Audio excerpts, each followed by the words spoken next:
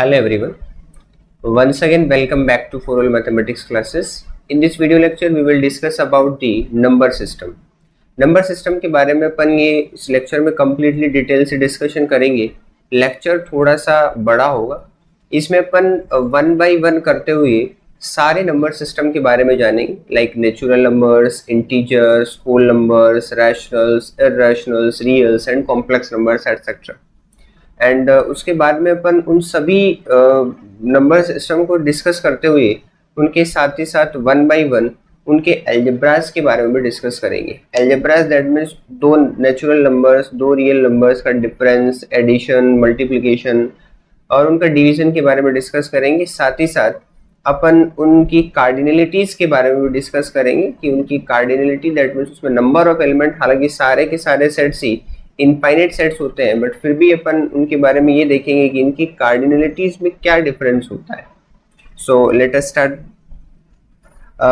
At first we discuss about the set of natural numbers. So the first one is set of natural number. So what is natural number? The natural numbers are generally denoted by n. So natural numbers are denoted by n and is defined as. Natural number को अपन counting numbers भी बोलते हैं. That means इनमें counting numbers आएंगे. That means upon count करना कहाँ से start करेंगे? 1 2 3 4. तो इस टाइप से इसमें सारे नंबर्स आएंगे. सो ये सेट क्या बनेगा? 1, 2, 3, 4, 5, dot dot dot dot dot. इस टाइप से नंबर चलते चले जाएंगे. ये सेट एक इनफाइनाइट सेट है. सारे के सारे जो भी सेट्स अपन डिस्कस कर रहे हैं यहाँ वो सारे इनफाइनाइट सेट्स होंगे. अब अपन इनके सिंपल अलजेब्रा के बारे में डिस्कस करते हैं. So let a, b belongs to natural number. अपन ने क्या किया? स्टार्टिंग में दो नेचुरल नंबर्स चूज किए. ये जो दोनों नेचुरल नंबर्स है वो आर्बिट्ररी नेचुरल नंबर्स है. देन इस केस में इन दोनों नेचुरल नंबर्स का सम क्या होगा? That means a plus b is what? a minus b is what? a dot b is what? And a upon b क्या होगा? That means sum of two naturals क्या होगा? Sum of difference of two natural numbers क्या होगा? Product क्या होगा? और उनका डिवीजन क्या होगा? a plus b always be a natural number. Why? Because of जब आप किन्हीं दो नेचुरल नंबर्स का एडिशन करोगे, दैट मीन्स जब आप दो पॉजिटिव नंबर्स को ऐड करोगे तो रिजल्टेंट डेफिनेटली एक पॉजिटिव नंबर मिलेगा. So a plus b always a natural number. But a minus b that means difference of two natural numbers may or may not be a natural number. May or may not be a natural number. Okay, so यहाँ से आपको मिलेगा may or may not be a natural number. That means difference का natural number होना कोई जरूरी नहीं है. वाई? इसके लिए एक एग्जाम्पल अपन इस तरीके से डिस्कस कर सकते हैं. जैसे मान लीजिए कि आपने 3 माइनस 2 किया तो आपके पास आंसर क्या आएगा? 1. 1 नेचुरल नंबर में बिलोंग करता है. बट जब मैं छोटे नंबर में से बड़े नंबर को लेस करूंगा तो आंसर क्या आएगा? Minus of 1. And minus of 1 does not belongs to natural number. तो इसका मीनिंग जब आप किसी स्मॉल नंबर में से थोड़ा उससे बड़ा एलिमेंट जब आप घटाओगे या सब्सट्रैक्ट करोगे तो रिजल्टेंट आंसर क्या आएगा? माइनस, नेगेटिव आएगा. So negatives are not a natural number. Okay, उसके बाद अपन प्रोडक्ट की बात करते हैं कि दो नेचुरल नंबर्स का प्रोडक्ट क्या होगा. प्रोडक्ट ऑलवेज एक नेचुरल नंबर होगा. रीजन क्या है? क्योंकि आप दो पॉजिटिव नंबर्स का जब भी मल्टीप्लाई करोगे तो रिजल्टेंट डेफिनेटली एक पॉजिटिव नंबर होगा. बट डिवीजन का फिर से नेचुरल नंबर होना कोई जरूरी नहीं है. That means this is again may or may not B. यानी इसका फिर जरूरी नहीं है कि ये नेचुरल नंबर हो ही. ये नेचुरल नंबर हो भी सकता है, नहीं भी हो सकता है. मैं आपको एग्जांपल दिखाता हूँ. लाइक 4/2 जब आप करोगे तो आपके पास आंसर क्या आएगा? 2. 2 is a natural number. But मैं इसको थोड़ा चेंज करता हूँ, 2/4 करता हूँ. 2/4 करते आंसर क्या आएगा? 1/2. This is a proper fraction which does not belongs to set of natural. इसका मीनिंग ये नेचुरल नंबर सिस्टम में नहीं होगा. दैट मीन्स ये नेचुरल नंबर नहीं है. अब अपन कार्डिनलिटी की बात करते हैं. जब भी अपन किसी सेट की कार्डिनलिटी की बात करते हैं तो जो cardinality that means number of element in this set. अब जैसे मान लीजिए कि मेरे पास कोई फाइनाइट सेट है. लेट अस से a इज इक्वल्स टू एक फाइनाइट सेट अपने पास सेट है, उसके अंदर एलिमेंट्स है 1, 2, 3, 4. 4 एलिमेंट्स हैं. तो इस सेट का कार्डिनलिटी को अपन रिप्रेजेंट करते हैं n of a. That means number of element in set a और mod of a. So this is equal to 4. That means में नंबर ऑफ एलिमेंट कितने हो गए 4. वाई? बिकॉज ऑफ इस ये जो सेट है फाइनाइट सेट है, अपन ने सारे एलिमेंट्स को काउंट किए कि भाई नंबर ऑफ एलिमेंट कितने 4 है, तो अपने जो कार्डिनलिटी इस सेट का वो हो गया 4. बट अपना जो सेट है सेट ऑफ नेचुरल नंबर्स का ये जो सेट है इसके पास इनफाइनाइटली मेनी एलिमेंट्स हैं, तो इसकी काउंट मतलब इसमें कितने नंबर ऑफ एलिमेंट है, तो डेफिनेट सी बात है कि इसमें इनफाइनाइट नंबर ऑफ एलिमेंट है. तो इसका मीनिंग ये हुआ कि सेट ऑफ नेचुरल नंबर की जो कार्डिनलिटी है उसको अपन इनफाइनाइट लिख सकते हैं. इनफाइनाइट दैट मीन्स एक बहुत बड़ा नंबर है जिसको डिफाइन नहीं कर सकते अपन, बहुत बड़ा नंबर होगा. बट जो भी सेट काउंटेबली इनफाइनाइट सेट होते हैं, मैं यहाँ एक वर्ड यूज कर रहा हूँ काउंटेबली इनफाइनाइट. ये जो मैंने एक फाइनाइट सेट लिखा है ये वाला सेट भी एक काउंटेबल सेट है. ये जो मैंने सेट लिखा है सेट ए, ये वाला सेट भी एक काउंटेबल सेट ही है. बट ये वाला सेट काउंटेबल होने के साथ साथ फाइनाइट है, इसलिए ये काउंटेबली फाइनाइट सेट है और ये वाला सेट काउंटेबली इनफाइनाइट सेट है जो आप ऊपर देख रहे हैं. तो काउंटेबली इनफाइनाइट सेट की कार्डिनलिटी को हम एक स्पेशल सिंबल से रिप्रेजेंट करते हैं LF नॉट. यानी जब भी आप कोई भी काउंटेबली इनफाइनाइट सेट देखेंगे तो उस सेट की आप कार्डिनलिटी बताएंगे LF नॉट. LF नॉट को अपन लिखेंगे कैसे, उसका सिंबल ये है और रीड करते हैं ALAPH LF नॉट. ओके, तो ये है अपने पास LF नॉट. ओके, ठीक है. उसके बाद अपन ये चूंकि सेट ऑफ नेचुरल नंबर एक काउंटेबल सेट होता है, काउंटेबल सेट किस सेंस में अपन बोल रहे हैं वो आपको क्लियरली तब समझ आएगा जब अपन इर्रेशनल्स और रियल नंबर्स के बारे में डिस्कस करेंगे. तो एक बार ये मानते हुए चलते हैं कि काउंटेबल सेट है. वैसे सेट को चूंकि सेट इनफाइनाइट है, वो कॉन्टिन्यूसली मूव कर रहा है इनफाइनाइट तक, तो देखने से लगता है कि ये सेट कैसे काउंटेबल हो सकता है, कैसे इसके एलिमेंट्स को काउंट किया जा सकता है. बट ऐसा बिल्कुल नहीं है. इस सेट के सारे एलिमेंट्स को आप काउंट कर सकते हो. आप जहां तक जाओगे आप वहां तक सारे एलिमेंट्स को काउंट कर सकते हो कॉन्टिन्यूसली. ठीक है, जैसे 1 2 आप 100 तक जाओगे, लाख, 1 लाख, 2 लाख, 3 लाख, 1 करोड़ तक जाओगे तो आप सारे एलिमेंट्स को इजीली काउंट कर सकते हो. दैट मीन्स ये जो सेट है वो काउंटेबल सेट है. उसके बाद अपन नेक्स्ट डिस्कशन करते हैं. जो नेक्स्ट सिस्टम अपने पास वो है होल नंबर्स, जिसे अपन represent WHLE whole numbers. Okay, and this set of whole number is denoted by capital W and is defined as set of natural numbers including 0. यानी आप नेचुरल नंबर्स के system में एक नया नंबर इंट्रोड्यूस करोगे 0 तो आपको सेट ऑफ होल नंबर मिलेगा. So clearly the set becomes 0, 1, 2, 3, 4, dot इस तरीके से सेट बनेगा. सो सिंस ये जो सेट ऑफ नेचुरल नंबर है वो काउंटेबल सेट है, काउंटेबल सेट में आपने एक नंबर और एंटर किया 0, तो आपके पास रिजल्टेंट ये जो सेट बनेगा ये सेट भी अगेन एक काउंटेबल सेट ही बनेगा.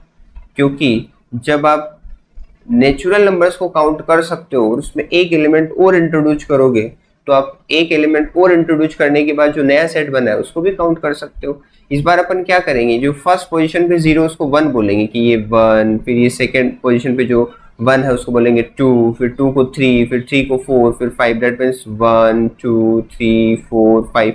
दैट मीन्स अपन जहां तक चाहे वहां तक इस सेट को काउंट कर पाएंगे. दैट मीन्स ये वाला सेट भी काउंटेबल सेट है. ओके, इसके सिंपल अलजेब्रा के बारे में डिस्कस करते हैं. So let A, B belongs to capital W. अपन ने क्या किया, दो होल नंबर्स ली, ये आर्बिट्ररी होल नंबर्स है कि देन सम की बात करेंगे, डिफरेंस की बात करेंगे. A प्लस B क्या होगा, A माइनस ऑफ B क्या होगा, A डॉट B क्या होगा और A division B that means A upon B क्या होगा. अब देखो अगेन वही बात है कि ये अगेन होल नंबर में आएगा क्योंकि आप दो पॉजिटिव नंबर्स या 0 या तो आप किसी पॉजिटिव नंबर या 0 को ऐड करोगे या 0 में 0 ऐड करोगे या पॉजिटिव को पॉजिटिव से ऐड करोगे. दैट मीन्स आपके पास जितने भी टर्म्स हैं वो नॉन नेगेटिव है. तो आप जब नॉन नेगेटिव नंबर्स को ऐड करोगे तो रिजल्टेंट आपके पास डेफिनेटली एक नॉन नेगेटिव नंबर आएगा. सो A plus B always be a natural number. A minus B difference का होल नंबर होना कोई जरूरी नहीं है. That means may or may not. ठीक है, डिफरेंस होल नंबर हो भी सकता है, नहीं भी हो सकता है। रीजन इसका क्या है? बिकॉज ऑफ, जैसे मान लीजिए आपने 2 माइनस 0 किया तो आपके पास आंसर क्या आएगा? 2, वो एक होल नंबर होगा। बट आप जब 0 माइनस 2 करोगे तो आपके पास आंसर क्या आ जाएगा? माइनस ऑफ 2, ये तो होल नंबर नहीं होगा। ठीक है, आपको यहाँ दिखाई नहीं दे रहा होगा, मैं आपको यहाँ लिख देता हूँ कि भाई जब आप 2 में से 0 को लेस करोगे तो आपके पास आंसर क्या आएगा? 2, so this is whole number. But 0 minus 2 जब भी अपन करेंगे तो उसका आंसर आएगा minus of 2, this does not belongs to two. ठीक है, नेगेटिव्स इसके अंदर सारे नहीं है, तो इसका मीनिंग अपन ये कह सकते हैं कि इसका जरूरी नहीं है कि वो होल नंबर हो ही, ये होल नंबर हो भी सकता है, नहीं भी हो सकता है। ओके, उसके बाद अपन नेक्स्ट डिस्कशन करते हैं कि भाई अब जब a प्लस बी को अपन ने देखा कि a प्लस बी हमेशा होल नंबर होगा, उसके बाद a माइनस ऑफ b का होल नंबर होना कोई नेसेसरी नहीं है, that means may or may not भी होल नंबर्स के लिए। उसके बाद अपन देख सकते हैं कि भाई डिफरेंस प्रोडक्ट की बात कर रहे थे तो a dot b always whole number होगा, और डिवीजन का वापस से वही था कि इसका होल नंबर होना फिर से जरूरी नहीं है, सो मे और मे नॉट। ये थी सारी कहानी होल नंबर्स के लिए। अब सेट ये भी एक काउंटेबली इनफाइनाइट सेट है, तो इसका कार्डिनलिटी भी LF नोट ही होगा, क्योंकि अपन ने कहा है कि जो भी इनफाइनाइटली काउंटेबली इनफाइनाइट सेट और सभी की कार्डिनलिटी LF नोट होगा, सो डेफिनेटली इसका कार्डिनलिटी भी LF नोट ही होगा। Okay, now the third is set of integers, and the set of integers is denoted by z or I। set of integers में क्या होगा कि इसमें इस टाइप के एलिमेंट्स आएंगे 0, comma plus minus 1, comma plus minus 2, comma plus minus 3, comma dot dot dot, इस type के एलिमेंट्स इसमें इंक्लूड होंगे। दैट मीन्स अपन ये कहना चाह रहे हैं कि जो भी नेचुरल नंबर्स है, सारे नेचुरल नंबर्स आएंगे, उन सभी नेचुरल नंबर्स का आप नेगेटिव कंसिडर करो, वो भी इसके अंदर सारे इंक्लूड होंगे, और साथ में 0 भी इंक्लूड होगा। दिस सेट, इस सेट को अपन ऐसे भी लिख सकते हैं कि minus of infinite to dot dot dot dot dot minus of 3, comma minus 2, comma minus 1, comma 0, comma 1, comma 2, comma 3, comma dot dot dot, comma plus infinite. तो ये सेट प्लस इनफाइनाइट तक इस टाइप से इनफाइनाइट तक move करेगा। Okay,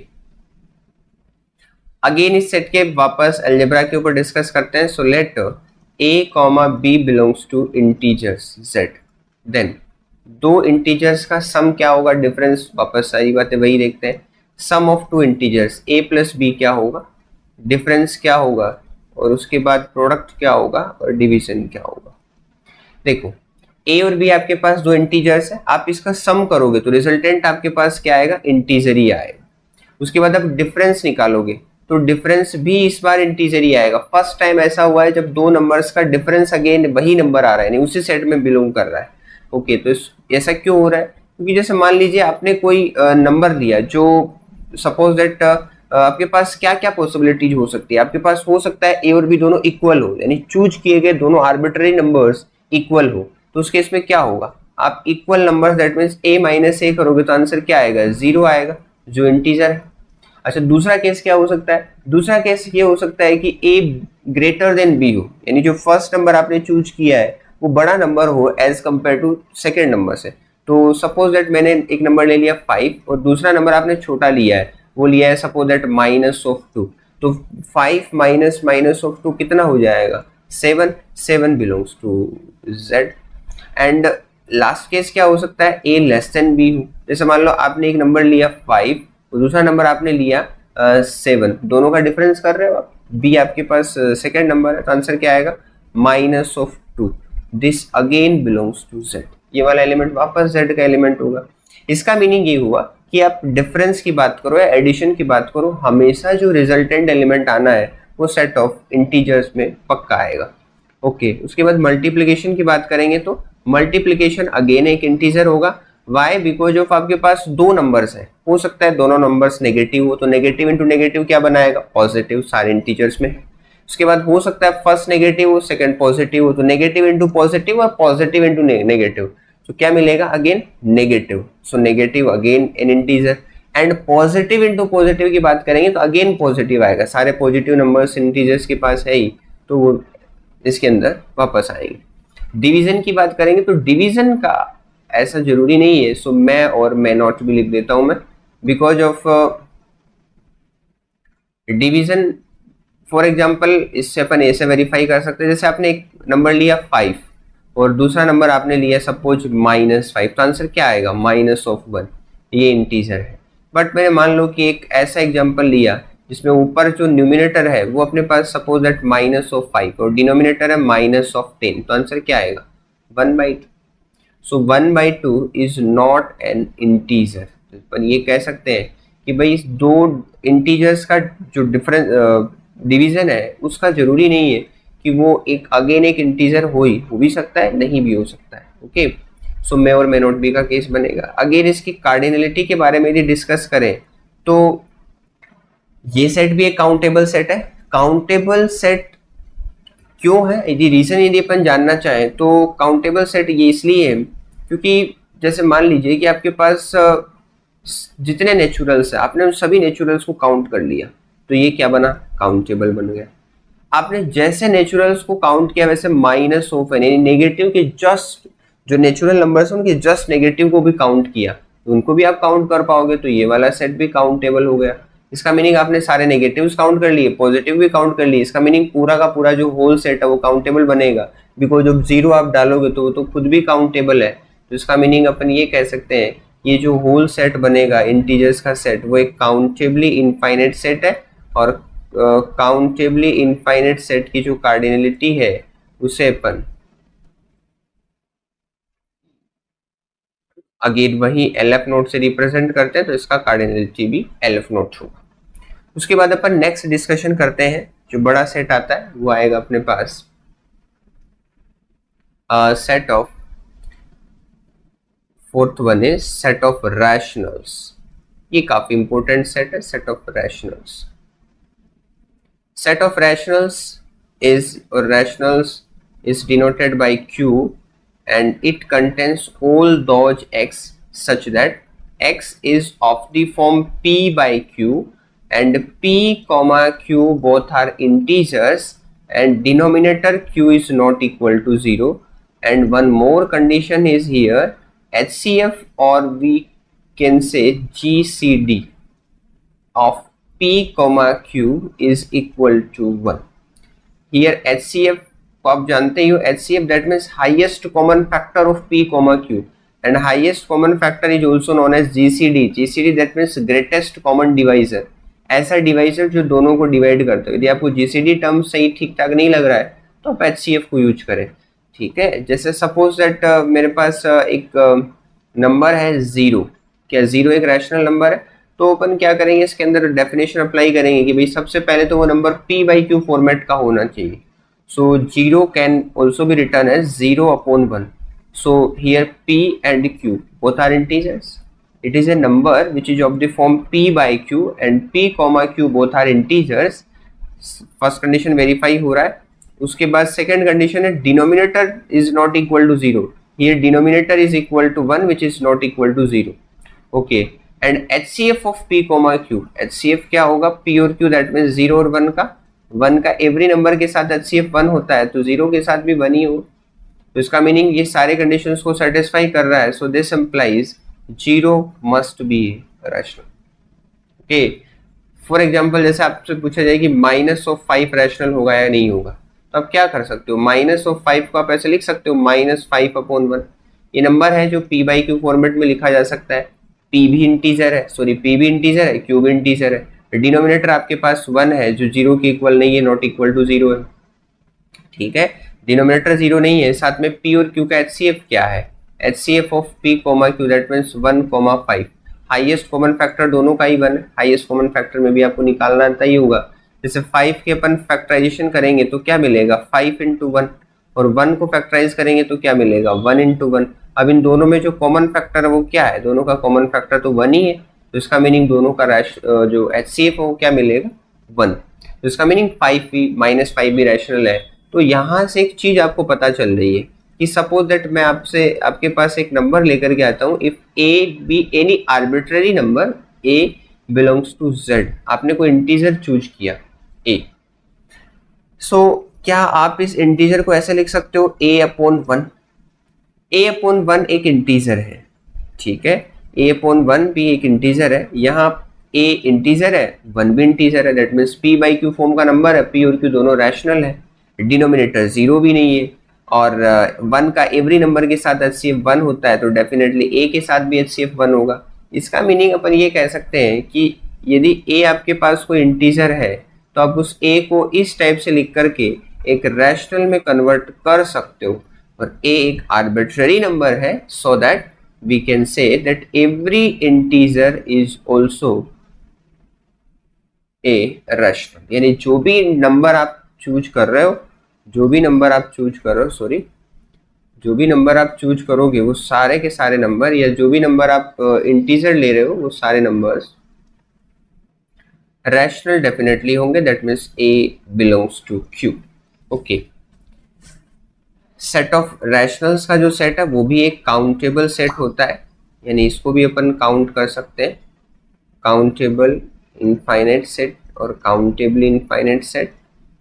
सारे countable infinite sets का जो कार्डिनलिटी होता है वो LF नोट होता है, so definitely cardinality of Q must be LF note, इसका भी कार्डिनलिटी LF नोट होता है। ओके, ये हुआ अपने पास सेट ऑफ रैशनल्स की कंप्लीट इंफॉर्मेशन। उसके बाद अपन इनके एल्जेब्रास को डिस्कस करते हैं। So let a, b belongs to q, then आपके पास दो नंबर्स हैं जो दोनों के दोनों रैशनल है। मैं दोनों के डिफरेंस के बारे में डिस्कस करता हूँ। a प्लस बी क्या होगा? Okay, a minus of b क्या होगा? Sorry, and a minus b, that means a minus b क्या होगा? उसके बाद a डॉट b क्या होगा? और उसके बाद अपन डिवीजन को चेक करते हैं, a अपॉन b क्या होगा। सो सम ऑफ टू रैशनल्स क्या होगा? रैशनल नंबर्स में आप दो रैशनल्स को जब आप ऐड करोगे तो रिजल्टेंट एक रैशनल ही आएगा। आप करके देख सकते हो। आप कोई भी एग्जांपल लो, सपोज दैट आपने एक रैशनल लिया 2/3, एक आपने लिया 4/5, आप इन दोनों को ऐड करोगे तो इसका आंसर इररेशनल थोड़ी आएगा, इसका आंसर भी एक रैशनल ही आएगा। तो इसका मीनिंग आप सम हमेशा रैशनल होगा, डिफरेंस भी हमेशा रैशनल होगा, प्रोडक्ट भी हमेशा रैशनल होगा, डिवीजन भी हमेशा रैशनल होगा, बट b जो डिनोमिनेटर है वो कभी जीरो ना हो, बस ये आपको ध्यान रखना है। क्योंकि b, a और b आपने स्टार्टिंग में क्या चूज किए, वो था रैशनल्स, और जब आप डिनोमिनेटर यहाँ जीरो पुट करोगे, जैसे सपोज दैट 5/0, ये ऐसा एक्सप्रेशन मैथमेटिक्स डिफाइन नहीं कर पाएगा, तो आपको जीरो डिनोमिनेटर कभी जीरो चूज नहीं करना है। आप ऐसा नहीं करोगे, आप डिनोमिनेटर को नॉट इक्वल टू जीरो रखो। ओके, सो इसका मीनिंग ये फर्स्ट सेट अपन को मिला है जिसमें इसके सारे के सारे ऑपरेशंस उसी सेट में जा रहे हैं। a प्लस बी भी रैशनल है, a माइनस बी भी रैशनल है, a डॉट बी भी रैशनल है, a अपॉन बी भी रैशनल है, सारे के सारे नंबर्स रैशनल है। ओके, उसके बाद अपन नेक्स्ट सेट के बारे में डिस्कस करते हैं। सो अपने पास जो फिफ्थ सेट है वो है सेट ऑफ इररेशनल्स।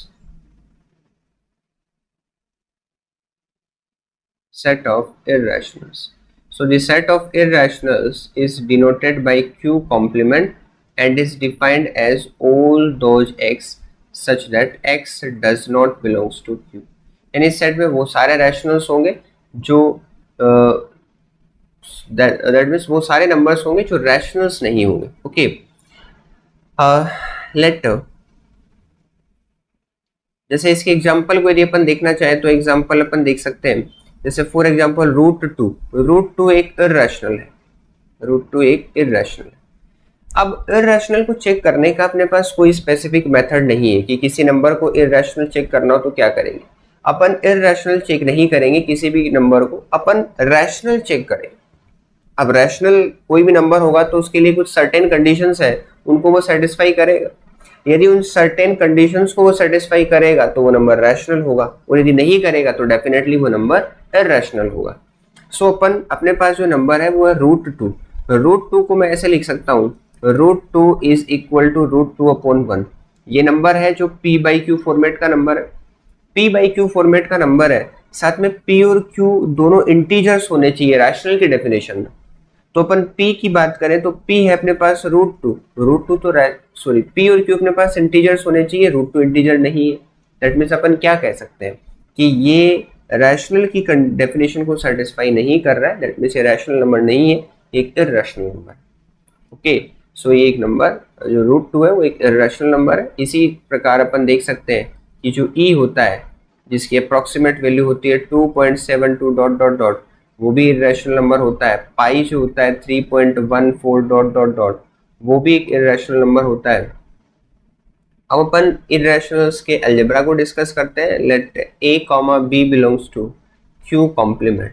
अलजेब्रा इनका बड़ा इंटरेस्टिंग है। Then sum of two irrationals क्या होगा, डिफरेंस ऑफ टू इरैशनल्स क्या होगा, डिवीजन क्या होगा एंड सॉरी मल्टीप्लिकेशन क्या होगा एंड डिवीजन क्या होगा।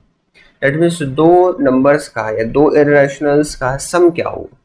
तो देख करके लगता होगा कि मे बी दो इरैशनल्स का जो सम है वो डेफिनेटली एक इरैशनल ही होगा, बट ऐसा नहीं होता है। मैं आपको एग्जांपल लेकर के दिखाता हूँ। दैट मीन्स ये क्यू कॉम्प्लीमेंट ही होगा, ये कोई जरूरी नहीं है, मैं और मैं नॉट। ठीक है, इन नंबर्स का रैशनल होना जरूरी, इरैशनल होना जरूरी नहीं है। सपोज दैट एग्जांपल यहाँ अपन देख सकते हैं। सपोज दैट मेरे पास एक पहला नंबर है √2, मैंने इसको ऐड किया किसी दूसरे इरैशनल में, और जो दूसरा इरैशनल लिया मैंने माइनस ऑफ √2, तो मुझे आंसर क्या मिलेगा, डेफिनेटली 0 मिलेगा। ये भी एक रैशनल इरैशनल है, ये भी इरैशनल है, दोनों को ऐड किया तो आंसर क्या मिला, 0। क्या 0 रैशनल है, 0 तो इरैशनल। तो इसका मीनिंग 0 रैशनल है, या तो ये कह सकते हैं या ये कह सकते हैं कि 0 इरैशनल नहीं। ठीक है, इसका मीनिंग दोनों का जो सम है वो इरैशनल हो ही, ये जरूरी नहीं है। सेम पैटर्न डिफरेंस के लिए सेम एग्जांपल, जैसे √2 लिया आपने, दूसरा नंबर भी √2 लिया, क्योंकि मैंने ए और बी आर्बिट्ररी एलिमेंट्स लिए। मैंने कभी ये नहीं कहा है कि ये दोनों नंबर्स या तो सेम होंगे या डिस्टिंक्ट होंगे, या फिर आर्बिट्ररी नंबर आप जो मर्जी चाहे चूज कर सकते हो। सो √2 माइनस √2 क्या होगा, दिस इज इक्वल टू 0। क्या 0 एक इरैशनल है, आंसर है नो, 0 तो एक रैशनल नंबर। ठीक है, तो इसका मीनिंग ये भी एक इरैशनल हमेशा होगा, ये कहना सही नहीं है। मैं और मैं नॉट भी हो सकता है ये इरैशनल हो सकता है ना हो। उसके बाद अपन प्रोडक्ट की बात करें। प्रोडक्ट में भी आप सेम एग्जांपल कंसिडर कर सकते हो। √2 इंटू √2, तो आंसर क्या आएगा, 2 बिलोंग्स टू रैशनल।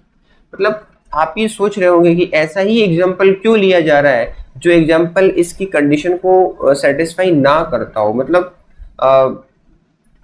ऐसा एग्जांपल अपन, जैसे मान लो कि आपके माइंड में ऐसा भी आ रहा होगा कि आप √2 को √3 से मल्टीप्लाई करो ना, तो आंसर आएगा √6। यहाँ एक इरैशनल है, ये भी इरैशनल, आंसर आया इरैशनल। तो देखो यहाँ तो इरैशनल आ रहा है। तो किसी भी सेट को यदि वो, जैसे मान लो कि आपने ए और बी इरैशनल से दो एलिमेंट लिए, ये सेट उस पर्टिकुलर कंडीशन को सेटिस्फाई कब करेगा, या मैं ये कह सकता हूं कि भाई दो इरैशनल्स का प्रोडक्ट हमेशा इरैशनल होगा, तभी ये मल्टीप्लिकेशन के लिए क्लोज होगा। क्लोज मीन्स कि दो इरैशनल्स का मल्टीप्लिकेशन हमेशा इरैशनल होगा। तो हमेशा कहने के लिए मुझे एक भी एग्जांपल ऐसा नहीं मिलना चाहिए जो रैशनल बताता हो। दैट मीन्स मैं दूसरे वे में ये कह सकता हूं कि जब कभी भी मुझे एक एग्जांपल ऐसा मिले जो सर्टेन कंडीशन को सेटिस्फाई नहीं करता हो, दैट मीन्स वो पर्टिकुलर सेट उस कंडीशन को सेटिस्फाई नहीं करेगा। मेरी बात समझ आई? तो अपन इस तरीके से ये देख सकते हैं कि भाई मैंने पहला नंबर लिया इरैशनल, दूसरा भी इरैशनल, दोनों का मल्टीप्लाई करवाया तो मुझे रिजल्टेंट आंसर इरैशनल नहीं मिला। तो मैं ये कहूंगा कि हमेशा इरैशनल होना जरूरी नहीं है, वो कभी इरैशनल भी हो सकता है तो कभी रैशनल भी हो सकता है। ठीक है, उसके बाद अपन जब प्रोडक्ट की बात करते हैं तो प्रोडक्ट में भी सेम चीज अपन ने देखी है, मैं और मैं नॉट भी। सेम पैटर्न डिवीजन के लिए, डिवीजन के लिए भी आप जब सेम इरैशनल को सेम इरैशनल से डिवाइड करोगे तो आपके पास आंसर 1 मिलेगा जो एक रैशनल नंबर है। दैट मीन्स इसका भी कोई ज़रूरी नहीं है, नेसेसरी पार्ट नहीं है कि ये हमेशा एक इरैशनल ही हो, मैं और मैं नॉट भी। हाँ, इरैशनल हो सकता है, जैसे मैंने √3 को √2 से डिवाइड किया, ये हमेशा एक इरैशनल होगा। ऊपर वाला इरैशनल था, नीचे वाला एक्सप्रेशन भी इरैशनल था और रिजल्टेंट भी मुझे इरैशनल ही मिला। तो आपकी बात बिल्कुल सही है, रिजल्टेंट आंसर हमेशा इर्रेशनल होगा, बट यहाँ इर्रेशनल है, हर केस में हो ऐसा जरूरी नहीं है। ओके, उसके बाद अपन यदि इसकी कार्डिनलिटी के बारे में डिस्कस करें तो ये वाला जो सेट है वो एक अनकाउंटेबल सेट होता है। जो सेट है वो एक अनकाउंटेबल सेट है, इस सेट को अपन काउंट नहीं कर सकते। अब यहाँ एक इंटरेस्टिंग चीज ये है कि ये सेट अनकाउंटेबल क्यों हुआ? जब रैशनल्स का सेट अनकाउंटेबल है तो रैशनल्स काउंटेबल है तो इर्रेशनल अनकाउंटेबल क्यों? उसका रीजन अपन थोड़ी देर बाद देते, पहले पर रियल नंबर सिस्टम के बारे में डिस्कस करते। वहां अब तक अपन ने जो भी सेट डिस्कस किए हैं वो काउंटेबली इनफाइनाइट सेट थे। काउंटेबली इनफाइनाइट सेट की कार्डिनलिटी को डिनोट करने के लिए अपन ने एलएफ नोट का यूज किया, क्योंकि वो सेट काउंटेबली इनफाइनाइट थे। मतलब इनफाइनाइट तो ये भी है, इनफाइनाइट वो वाले भी थे। अब तक जो अपन ने डिस्कस किए वो सारे सेट इनफाइनाइट ही होंगे, बट अपन ने इनफाइनाइट को दो कैटेगरीज में डिवाइड किया है। First one is countable and second one is uncountable. So जो काउंटेबली इनफाइनाइट सेट होंगे उनकी कार्डिनलिटी को मैं हमेशा एलएफ नोट से रिप्रेजेंट करूंगा, लेकिन जो अनकाउंटेबल सेट होंगे उनकी कार्डिनलिटीज को अपन अलग सिंबल से रिप्रेजेंट करते हैं, उसको अपन लिखते हैं सी। एंड सी को अपन बोलेंगे कैसे? Continuum number. सी को अपन कहेंगे कॉन्टिनम नंबर। तो अब से अपन जब भी किसी अनकाउंटेबल सेट की कार्डिनलिटी के बारे में डिस्कस करेंगे तो हमेशा इसी सिंबल से रिप्रेजेंट करेंगे, कॉन्टिनम नंबर सी से। ओके, अब ये सेट अनकाउंटेबल क्यों होता है वो अपन अभी डिस्कस करते हैं, पहले सेट ऑफ रियल नंबर्स के बारे में देखते हैं। So the sixth set is set of real numbers. Okay, set of real numbers is denoted by capital R and is defined as Q union Q complement. That means आपको क्या करना है, सारे नंबर्स, सारे रैशनल्स ले आओ, सारे irrationals ले आओ, उनको एक ही सेट में जब आप पुट अप करोगे तो आपको क्या मिलेगा? Set of real number. So set of real number आप इसको कैसे डिफाइन कर सकते हो कि इसमें वो सारे x होंगे such that x belongs to rational और x बिलोंग्स टू इर्रेशनल, या तो वो रैशनल नंबर हो या फिर वो इर्रेशनल नंबर। ठीक है, दोनों के दोनों एलिमेंट्स इसके अंदर होंगे। सो यहां से अपन देख सकते हैं, जैसे फॉर एग्जांपल के लिए यदि अपन डिस्कस करें तो 2, 5, √2 e दैट मींस एटसेट्रा, जो भी आपने रैशनल्स पढ़े हैं, जो भी इर्रेशनल्स पढ़े हैं, वो सारे के सारे इसमें इंक्लूडेड होंगे। ओके, ये है अपने पास सेट ऑफ रियल नंबर्स। उसके बाद अपन इनके अलजेब्रा के ऊपर डिस्कस करते हैं। So let a, b belongs to R, then इन दोनों रैशनल्स या रियल नंबर्स का सम क्या होगा? a प्लस b क्या होगा? इन दोनों का डिफरेंस क्या होगा? इन दोनों का प्रोडक्ट क्या होगा? और इन दोनों का डिवीजन क्या होगा? That means sum, difference, division, multiplication, ये सब कुछ क्या क्या होंगे? So a plus b always अपने पास एक रियल नंबर होगा। ठीक है, जब आप दो रियल्स को ऐड करोगे तो आंसर आपके पास अगेन एक रियल नंबर आएगा। उसके बाद में डिफरेंस की बात करता हूँ, वो भी रियल होगा, प्रोडक्ट की बात करेंगे वो भी रियल होगा, और डिवीजन भी हमेशा रियल ही होगा, बट डिनोमिनेटर कभी जीरो ना हो। ठीक है, तो इस सेट में भी अपन ये देख रहे हैं कि जो चारों के चारों ऑपरेशंस है वो वापस उसी सेट में आ रहे हैं।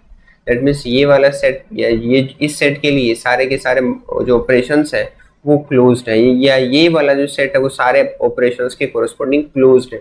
क्लोज्ड होने का मीनिंग ये है कि मैं किन्हीं भी दो, जैसे मान लो कि मैं किसी सेट ए को, मैं बता देता हूँ आपको कि किसी सेट ए को एडिशन के अंडर क्लोज्ड कब बोलेंगे?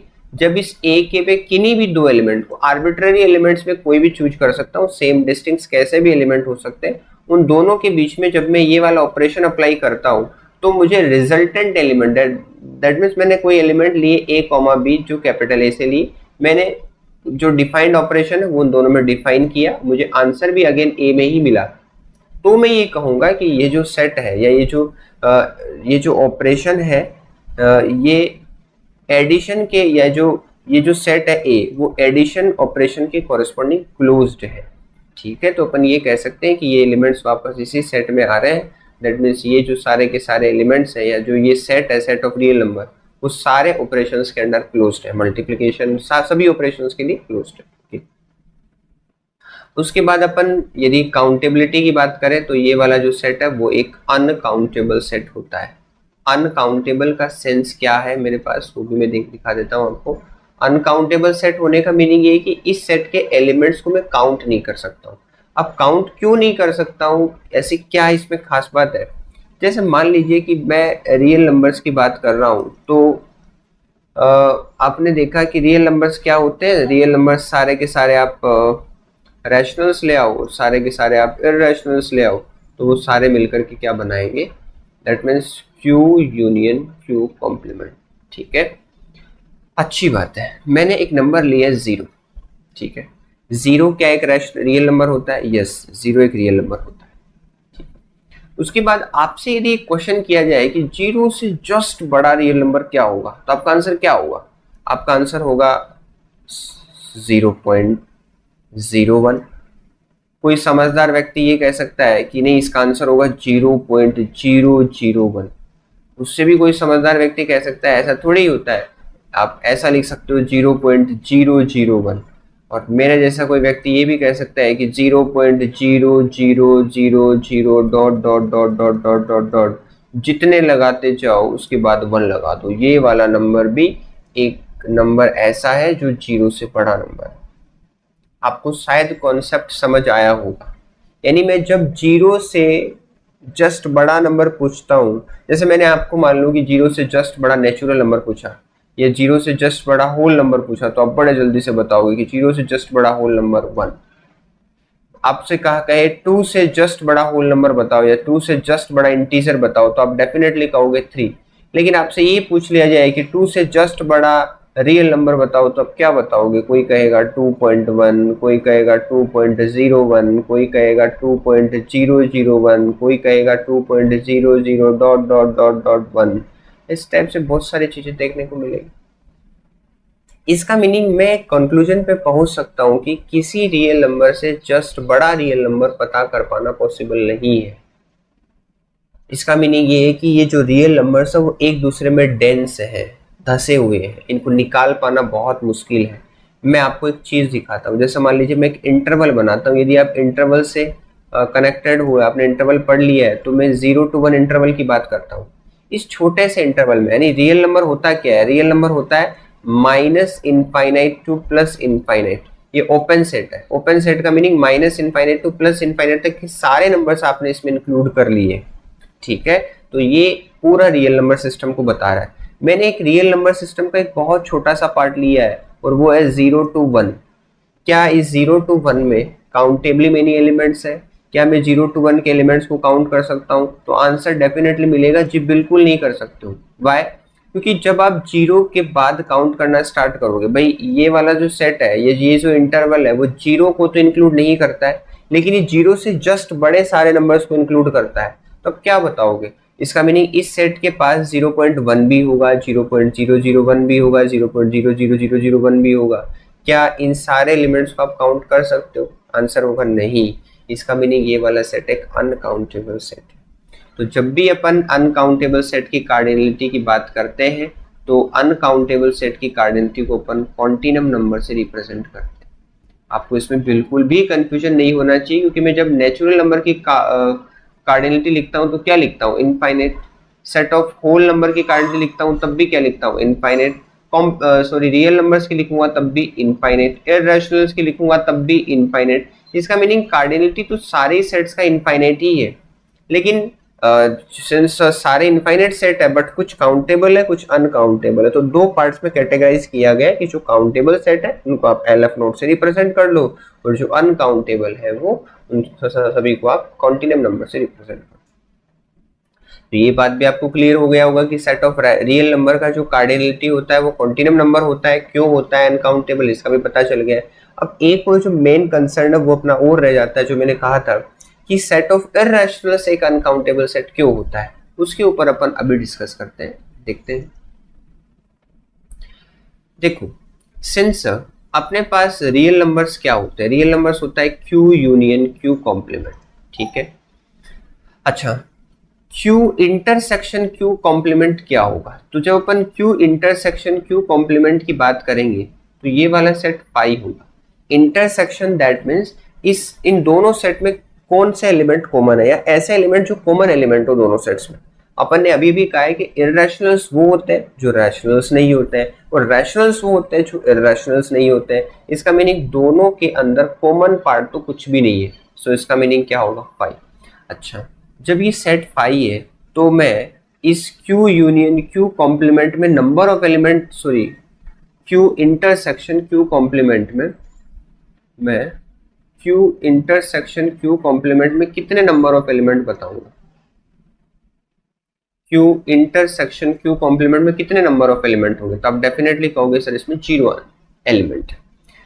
क्यों? क्योंकि Q अपने पास एक दोनों के दोनों डिसजॉइंट सेट, और डिसजॉइंट सेट में नंबर ऑफ एलिमेंट हमेशा 0 होते हैं। ठीक है, आपने इंक्लूजन एक्सक्लूजन प्रिंसिपल भी पढ़ा होगा। That means number of element in Q union Q complement is equal to Q union Q complement में कितने नंबर ऑफ एलिमेंट होंगे, Q में नंबर ऑफ एलिमेंट निकाल लो, Q कॉम्प्लीमेंट में निकाल लो और Q इंटरसेक्शन Q कॉम्प्लीमेंट में निकाल करके उनको लेस कर दो। ठीक है, अच्छी बात है। So Q union Q complement is equal to number of element in set Q plus number of element in set Q complement minus 0. Why? Because of number of element in set Q intersection Q complement is 0. Okay. जब आप यहाँ देखोगे तो मैं इसको लिख सकता हूँ number of element in Q union Q complement क्या होता है, अभी भी थोड़ी देर पहले अपन ने देखा है कि Q union Q complement is equal to R। Okay, so अपन क्या लिखेंगे, number of element in set R minus, मैं क्या करता हूँ या एक बार एक स्टेप और लिख देता हूँ, number of element in set Q plus number of element in set Q complement. अच्छा ठीक है, उसके बाद number of element in set R minus number of element in set Q is equal to number of element in set Q complement. इस set में कितने number of element है या इस सेट की कार्डिनलिटी क्या है, तो आंसर होगा uncountable. Okay, set of natural को आपने क्या बताया है, आपने कहा ये वाला सेट काउंटेबल है। अच्छा, जब आप अनकाउंटेबल में से काउंटेबल को लेस करोगे तो मेरे अकॉर्डिंग जो रिजल्टेंट आंसर है वो डेफिनेटली अनकाउंटेबल ही आएगा, और ये किसके इक्वल है, ये है सेट ऑफ इर्रेशनल्स के। तो इसका मीनिंग मैं कह सकता हूँ कि इर्रेशनल में जो टोटल नंबर ऑफ एलिमेंट्स होते हैं वो कॉन्टिनम नंबर जितने होते हैं। Why? Because of Q complement is an uncountable set. इसका प्रूफ अपन ने देख ही लिया है, इस सेट एक अनकाउंटेबल सेट होता है। मे बी आपको इर्रेशनल्स का जो सेट है वो क्यों अनकाउंटेबल सेट होता है इसके बारे में आपको डेफिनेटली चीजें समझ में आई होंगी। यदि मैं इनके सबसेट्स का ऑर्डर आपको बताना चाहूँ तो आपने देखा होगा कि सारे के सारे जो नेचुरल नंबर्स होते हैं वो सबसेट होते हैं सभी होल नंबर्स के, यानी सारे के सारे जो नेचुरल नंबर्स होते हैं वो होल नंबर्स भी होते हैं। ठीक है, यदि आप सेट को क्लेरिफाई करोगे इस चीज को तो आप देखोगे, क्योंकि नेचुरल नंबर्स क्या होते हैं 1 2 3 4 5, उसके बाद होल नंबर्स क्या होते हैं 0 1 2 3 4 5। इसका meaning every natural number is again a whole number. Okay, उसके बाद अपन बात करते हैं तो होल नंबर के बाद क्या आएगा, सेट ऑफ इंटीजर्स z, यानी सारे होल नंबर्स इंटीजर्स होते हैं, सारे के सारे इंटीजर्स रैशनल्स होते हैं और सारे के सारे रैशनल्स इर्रेशनल होते हैं। बिल्कुल गलत है, सारे रैशनल्स इर्रेशनल कभी नहीं हो सकते, क्योंकि अपन ने स्टेटमेंट कहा है कि एक भी रैशनल ऐसा नहीं होता है जो इर्रेशनल हो। दैट मींस कोई भी रैशनल इर्रेशनल नहीं होगा। तो अपन इसका मीनिंग जो इर्रेशनल की कैटेगरी है वो अलग कैटेगरी है। सारे के सारे रैशनल्स जो है वो रियल्स होते हैं, क्योंकि सारे रैशनल्स भी रियल होते हैं, सारे इर्रेशनल भी रियल होते हैं। ये इन सभी सेट्स के सबसेट्स का ऑर्डर है। दैट मीन्स ये इस ऑर्डर में एक दूसरे से, ये सबसे छोटा है उससे बड़ा है, होल नंबर है, फिर इंटीजर है, फिर रैशनल है और फिर सबसे लास्ट में रियल नंबर्स आ जाते हैं। इर्रेशनल्स का अलग कैटेगरी है, इर्रेशनल्स हालांकि सबसेट होते हैं सेट ऑफ रियल नंबर्स। तो ये अपने पास एक इम्पोर्टेंट चीज़ थी। तो इस तरीके से आप देख सकते हो कि भाई कोई भी नंबर किस तरीके से काउंटेबल होता है, क्या अनकाउंटेबिलिटी का कॉन्सेप्ट है। मैं भी आपको सेट ऑफ नेचुरल नंबर से लेकर के सेट ऑफ रियल्स तक की सारे जो चीज़ें हैं वो आपको इजीली समझ आया होगा। So thanks for watching this video, thank you so much.